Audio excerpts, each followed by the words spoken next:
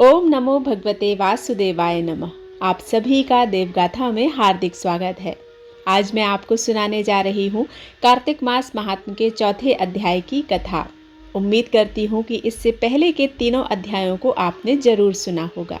यदि अभी तक आपने उन कथाओं को नहीं सुना है तो कृपया चैनल पर जाकर उन कथाओं को भी एक बार जरूर सुनिएगा।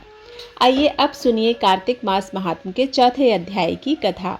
नारद जी ने कहा, ऐसा कहकर भगवान विष्णु मछली का रूप धारण करके आकाश से जल में गिरे। उस समय विंध्याचल पर्वत पर तप कर रहे महर्षि कश्यप अपनी अंजलि में जल लेकर खड़े थे। भगवान उनकी अंजलि में जा गिरे। महर्षि कश्यप ने दया करके उसे अपने कमंडल में रख लिया।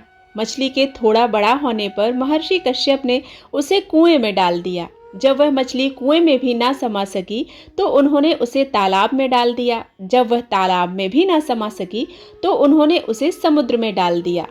वह मछली वहां भी बढ़ने लगी।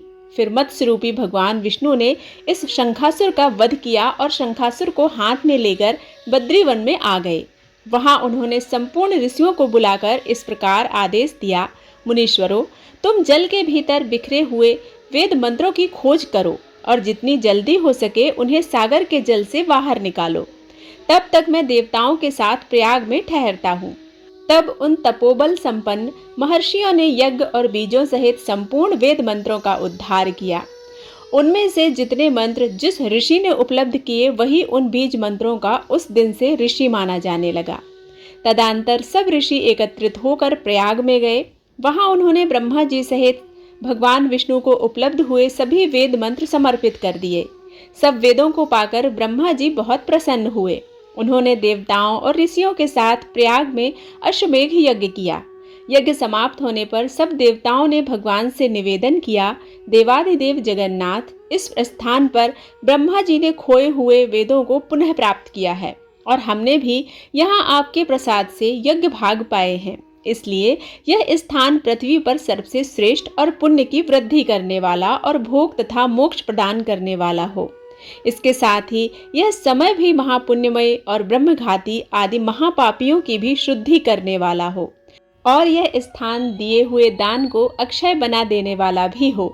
यह वर दीजिए। भगवान विष्णु बोले, देवताओं, तुमने जो कुछ कहा है वह मुझे स्वीकार है। तुम्हारी इच्छा पूर्ण हो। आज से यह स्थान ब्रह्म क्षेत्र के नाम से प्रसिद्ध होगा। सूर्य वंश में उत्पन्न राजा भागीरथ यहाँ गंगा को ले आएंगे और यहाँ उन्हें सूर्य कन्या यमुना से मिलाएंगे। ब्रह्मा जी और तुम सब देवता मेरे साथ यहाँ निवास करो। आज से यह तीर्थ तीर्थराज के नाम से विख्यात होगा। तीर्थराज के दर्शन से तत्काल सब पाप नष्ट हो जाएंगे। जब सूर्य मकर राशि में स्थित होंगे उस समय यहाँ स्नान करने वाले मनुष्यों के सब पापों का यह तीर्थ नाश करेगा। यह काल भी मनुष्यों के लिए सदा महान पुण्य फल देने वाला होगा।